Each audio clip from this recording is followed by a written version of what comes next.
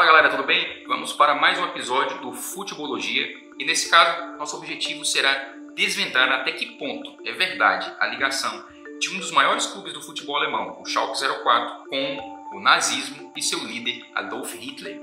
Era de fato o Clube Azul Real, o time do coração do líder nazista? Existiram de fato manipulação de resultados a favor do clube de Gelsenkirchen? Vamos descobrir nesse episódio do Futebolologia. Fala pessoal, tudo bem? Antes da gente continuar esse vídeo, eu peço a vocês que deixem um like, que deixem o joinha. Vídeos como esse exigem uma gama muito grande de pesquisa, não só de artigos científicos, como de livros também. Então, dá um trabalhinho. Então eu peço que você, por favor, compartilhe, comente e dê um joinha pra gente saber, para eu saber que vocês estão curtindo vídeos históricos como esse, que trazem de fato essa ligação de cultura, de sociedade e futebol, no nosso caso em específico. Vamos continuar com o vídeo aqui agora.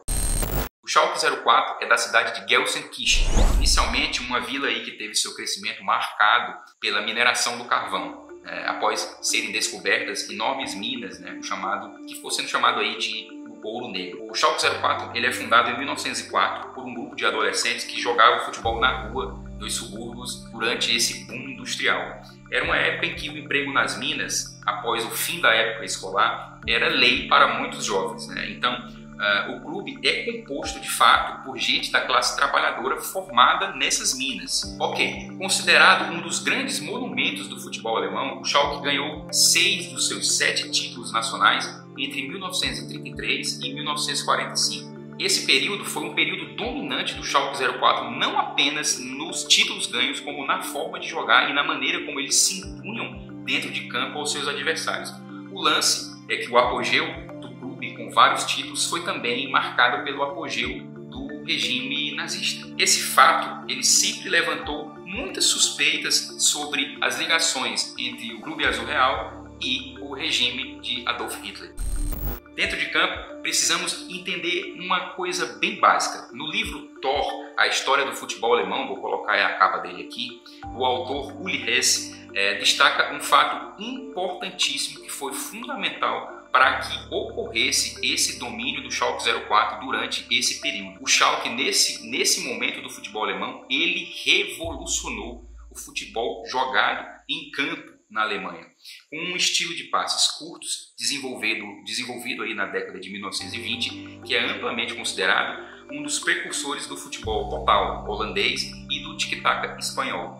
O estilo ficou conhecido na época como Schalke Kreiser, ou em inglês Spinning Top. Hess, o autor, conta que em vez de apenas chutar a bola para dentro da área, uma estratégia que a maioria dos clubes na Alemanha considerava padrão, o Schalke montou aí uma sucessão desconcertante de passes curtos e rápidos, sempre à procura de um companheiro da equipe melhor posicionado e que vagava a bola implacavelmente, buscando criar espaços e achar esses companheiros melhor posicionados.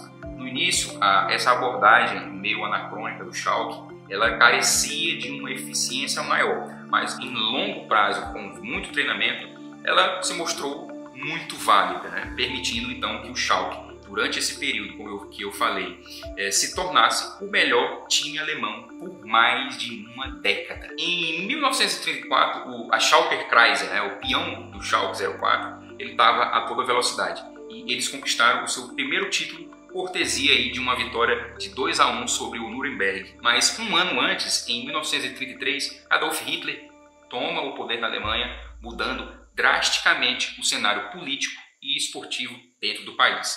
Em um clima de perseguição, violência e crenças brutais antissemitas, isso tudo que a gente já conhece do regime nazista, foi que o Schalke 04 viveu sua maior era vencedora. Durante esse período, o time era liderado pela dupla Fritz Seppan e Ernst Kuzover, que se transformaram em grandes nomes do clube, marcando mais de 450 gols pelo Schalke 04. Eles são considerados 2 dos maiores jogadores da história do clube. Até pouco tempo atrás, muito pouco se sabia sobre as ligações do Schalke com o regime nazista. Como você pode saber, esse fato é um tema absolutamente sensível na Alemanha. mas que foram pouco a pouco sendo desencavados, até com um intuito importante de contar a história do futebol alemão durante o período do regime. É óbvio que existem algumas ligações do Schalke 04 com esse período sombrio da história da Alemanha, mas, por exemplo, eles são muito menores do que muita gente imagina. Assim como a Federação Alemã de Futebol, a DFB, o Schalke ele era um clube apolítico antes de Hitler chegar ao poder.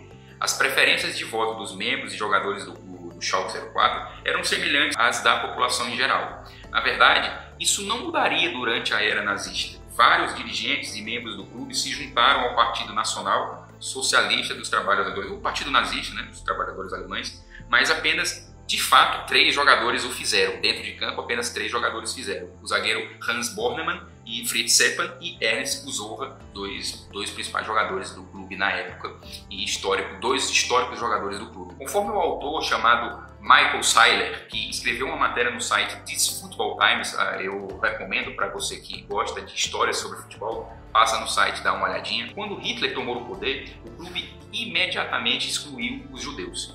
O Schalke obedeceu prontamente às ordens e enfatizou sua lealdade ao Terceiro Reich. E um exemplo disso é que, mais notoriamente, isso aconteceu após a vitória do título alemão em 1934, quando a mídia polonesa comentou que a maioria dos jogadores do Schalke 04 eram descendentes de poloneses. Uma capa de jornal diz exatamente: o troféu alemão está nas mãos da Polônia. Assim, desacreditado como um clube polaco, o Schalke imediatamente escreveu uma carta aberta na qual 13 jogadores, Seppan e Usorra entre eles, alegaram: nossos pais nasceram na Alemanha, não somos imigrantes poloneses. Isso sem falar que nós temos que falar também o fato de alguns jogadores importantes que usavam a camiseta com Reichsadler, que é uma águia usada como usada como símbolo nazista.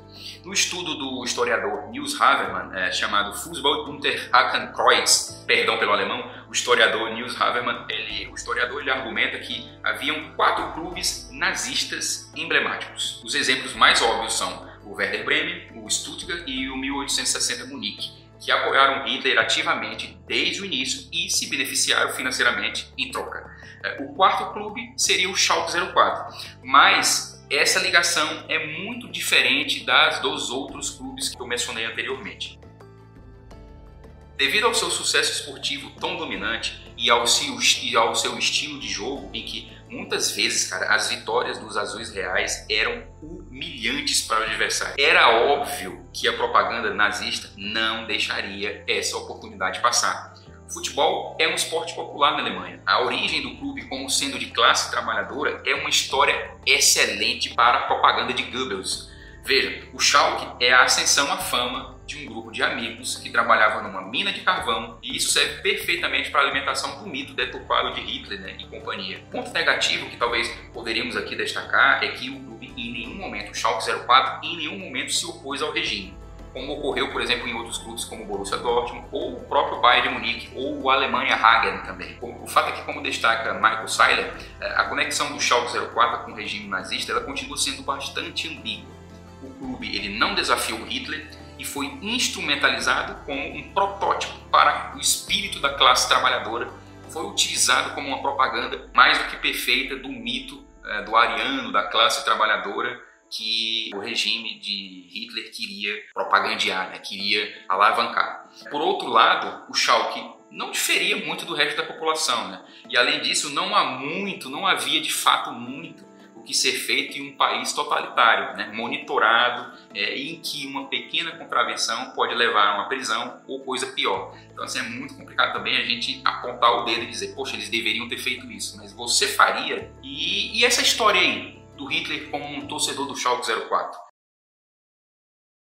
A história é bastante ambígua também. O fato é que não existem nada, documentos, registros que comprovem tal amor de Hitler pelos azuis reais. O que se sabe é que Hitler nunca gostou de futebol, algo que foi inclusive intensificado pela derrota vexatória da Alemanha por 2-0 contra a Noruega nas Olimpíadas de 1936 que ocorreram durante o período nazista em Berlim. E muitos aí, inclusive, dizem que essa foi a única partida de futebol a qual o Hitler esteve ali Sobre as questões que envolvem possíveis manipulações de resultados, como aconteceu, por exemplo, no regime de Franco, na Espanha, os historiadores acreditam que nada parecido ocorreu na Alemanha nazista, quando se trata de futebol de alto nível. Claro, haviam rumores, mas ainda não existem, não foram achadas, se existem, não foram achadas evidências concretas de que, de fato, o Schalke 04 ou qualquer outro clube ligado ao regime nazista, ele tinha vantagens esportivas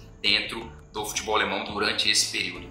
O fato é que, como pergunta a matéria de Michael Seiler, vou colocar aqui na tela para vocês, a turma do Schalke eram heróis ou culpados? O fato é que a história do Schalke 04 é linda, ela é quase um conto romântico da ascensão, porém é inegável que, assim como outros clubes no período, existe uma relação bem problemática. O legado da Schalker Kreise, do Schalker Kreise, ele é maravilhoso, mas é infelizmente, como diz o autor, ofuscado por um dos períodos mais sombrios da história da Alemanha, da Europa e do mundo.